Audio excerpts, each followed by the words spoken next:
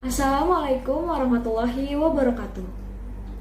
Kami dari kelompok 5 Psikolinguistik akan mempresentasikan materi mengenai produksi kalimat. Kelompok kami sendiri terdiri dari 3 anggota, yaitu Dita Wulandari, Yuni Fitriani, dan saya sendiri Nabila Siba. Baik, pemaparan yang pertama akan disampaikan oleh rekan saya Dita Wulandari. Saya Dita Wulandari, saya akan menjelaskan senyapan dan kilir lidah yang dipakai untuk menyimpulkan proses mental yang terjadi pada waktu kita berujar ada 2 macam, yakni senyapan atau pause dan kekeliruan atau errors. Kekeliruan itu sendiri terbagi menjadi 2 macam kelompok, yakni yang pertama kekeliruan karena kilir lidah, yang kedua kekeliruan karena pembicara menderita afasia. Senyapan atau pauses. Pengajuan yang ideal terwujud dalam suatu bentuk ujaran yang lancar. Sejak ujaran itu dimulai sampai ujaran itu selesai. Kata-katanya terangkai dengan rapi. Diujarkan dalam suatu urutan yang tak terputus. Kalaupun ada senyapan, senyapan itu terjadi pada konstituen-konstituen yang memang memungkinkan dari awal hingga akhir. Intonasinya pun merupakan suatu kesatuan dari awal hingga akhir. Selanjutnya, macam senyapan. Pada waktu berbicara, senyap untuk mengambil napas sebenarnya tidak banyak, hanya sekitar 5%.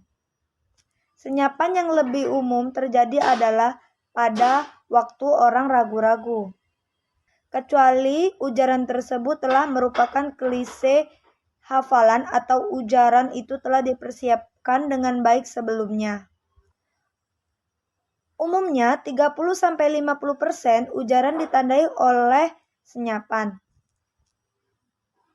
Contoh, itu si kemarin kesini.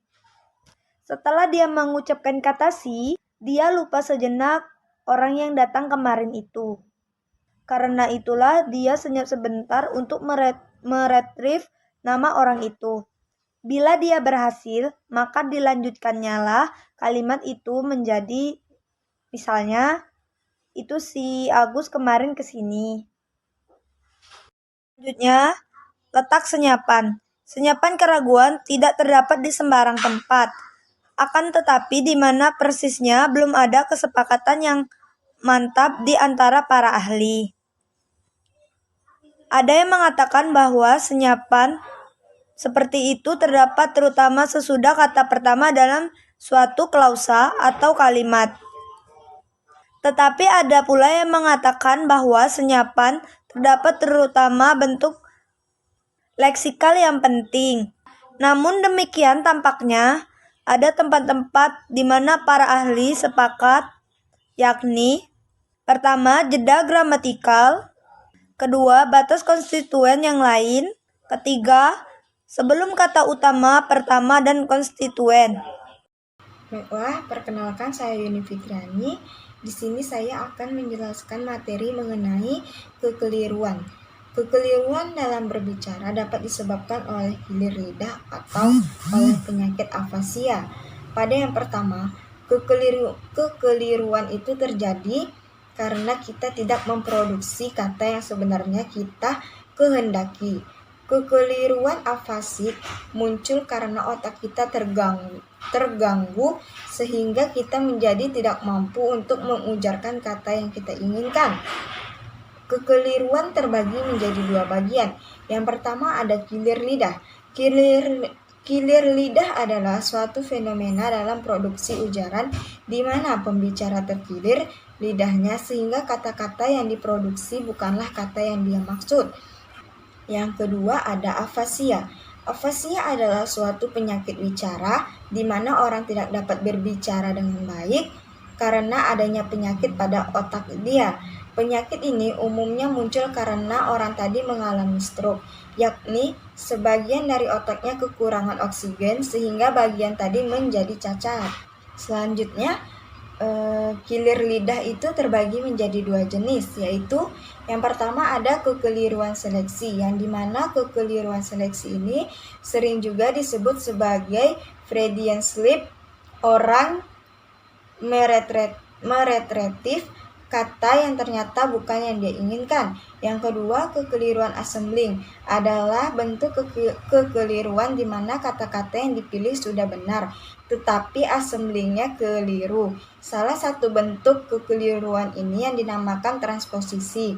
Kekeliruan assembling terbagi menjadi 3, yaitu ada transposisi, antisipasi, dan perseverasi.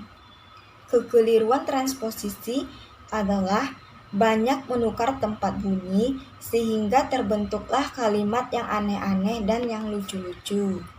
Kekeliruan pada antisipasi adalah pembicara mengantisipasi akan munculnya suatu bunyi, lalu bunyi itu diucapkan sebagai ganti dari bunyi yang seharusnya. Kekeliruan perseverasi yang kadang-kadang juga disebut sebagai repetisi adalah kebalikan dari antisipasi. Kalau pada antisipasi, kekeliruan itu terjadi di muka. Pada perseverasi, kekeliruan itu terjadi pada kata yang di belakang. Materi selanjutnya, unit-unit pada kilir lidah. Yang pertama, kekeliruan fitur distinktif. Kilir lidah yang unitnya adalah fitur distinktif terjadi bila yang terkilir bukannya suatu fonem, tetapi hanya fitur distinktif dari fonem itu saja. Yang kedua, kekeliruan segmen fonetik adalah kekeliruan yang jumlah fiturnya lebih dari 1. Kekeliruan segmen fonetik merupakan kekeliruan yang paling umum. Ia dapat mencapai 60-90%. Yang ketiga, kekeliruan suku kata. Dalam hal ini, hampir selalu yang tertukar itu adalah konsonan pertama dari suatu suku dengan konsonan pertama dari suku lain. Yang keempat, kekeliruan kata. Kekeliruan ini terjadi bila yang tertukar tempat adalah kata. Baik, selanjutnya ada lupa-lupa ingat. Dari eksperimen yang telah dilakukan oleh Brown dan McNeil tahun 1966, di mana orang-orang diminta untuk menyatakan nama suatu benda yang dalam kehidupan sehari-hari tidak umum dipakai, yakni sextants, alat petunjuk pelayaran untuk mengukur jarak altitude bulan, matahari, dan bintang. Didapati bahwa dalam gejala lupa-lupa ingat ternyata kata yang bermunculan bukan sembarang kata. Untuk konsep yang wujud katanya harusnya adalah sextant ini, orang yang lupa-lupa ingat ada yang mengatakan secant, ada yang sextate, dan ada pula yang secton. Latah adalah suatu tindakan kebahasaan di mana seseorang pada saat terkejut atau dikejutkan mengeluarkan kata-kata secara spontan dan tidak sadar dengan apa yang dia katakan. Contoh, Huria sedang duduk dan melamun. Kemudian Wiki datang dan mengejutkannya. Kemudian Huri spontan dengan menyebutkan kata cepet. Seperti itu. Kemudian ada proses pengujaran.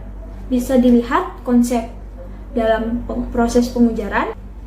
Perwujudan kata dari tahap konseptualisasi sampai dengan artikulasi digambarkan oleh Rullos pada tahun 2000 dengan model Wayfair plus seperti yang ada di slide sebelumnya. Wayfair plus adalah singkatan dari Word Form Encoding by Activation and Verification. Tanda plus menunjukkan versi yang lengkap dari sebelumnya. Model ini diciptakan oleh WJM Liefeld pada tahun 1989. Berikut langkah-langkahnya. P-retrieve lemma atau lemma retriever menerima konsep Cigar X dan sekaligus memunculkan pula kategori sintaktik atau nomina, gender tak netral, dan bentuk tunggal. Kemudian berkas itu dikirim ke word form encoding. Pada tahap morphological encoding, ehwal yang berkaitan dengan morfologi seperti bentuk tunggal dan kategori gendernya diproses sehingga muncullah morfem sixars bukan sixer. Pada tahap phonological encoding, morfem ini diwujudkan bunyi-bunyinya, suku katanya bagaimana, dan tekanan katanya bagaimana. Hasil dari phonological encoding ini dikirim ke bagian phonetic encoding untuk diproses fitur-fitur fonetiknya.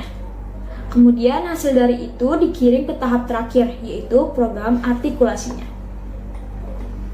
Kemudian ada artikulasi kalimat. Di sini terkait pula proses yang berkaitan dengan organisasi dan struktur otak kita. Setelah kata untuk calon kalimat itu selesai diproses dan akan diujarkan, maka bagian otak yang bertanggung jawab mengenai pengujaran, yakni daerah Broca, memerintahkan korteks motor untuk mulai bekerja. Korteks motor adalah sebuah jalur di otak yang mengendalikan lidah, rahang, gigi, pita suara, dan mekanisme wicara lainnya. Karena jarak antara otak dengan alat penyuara itu berbeda-beda, maka instruksi dari otak juga diberikan secara berurutan. Jarak yang paling jauh adalah jarak dari otak ke pita suara. Berikutnya ada bagaimana kekeliruan terjadi. Karena kecepatan ujaran atau karena alasan-alasan yang bisa saja kata atau kalimat yang diujarkan itu menjadi keliru. Frokim pada tahun 1973 menggambarkannya dengan contoh berikut. Yang harusnya a weekend for maniacs, yang terujar adalah a maniacs for weekends. Pada contoh ini, kata yang dengan huruf kapital mempunyai tekanan primer, dan yang dengan huruf miring bertekanan sekunder. Berikut langkah-langkahnya. Pembicara memutuskan untuk memuat suatu konstituen yang merujuk ke waktu. Katakanlah kita tandai dengan W3. Pembicara membangun kerangka sintaktik untuk konstituen. Kemudian pembicara mengakses bentuk leksikal yang dia perlukan, yakni weekend dan maniac, untuk dimasukkan ke dalam kolom norma. Pembicara mewujudkan kata-kata dalam bentuk bunyi dengan afiks dan tekanannya. Kemudian masing-masing kata dispesifikasikan sesuai dengan fitur distinktif masing-masing. Baik, itu dia yang dapat kami sampaikan mengenai produksi kalimat. Mohon maaf bila ada kesalahan kata. Wassalamualaikum warahmatullahi wabarakatuh.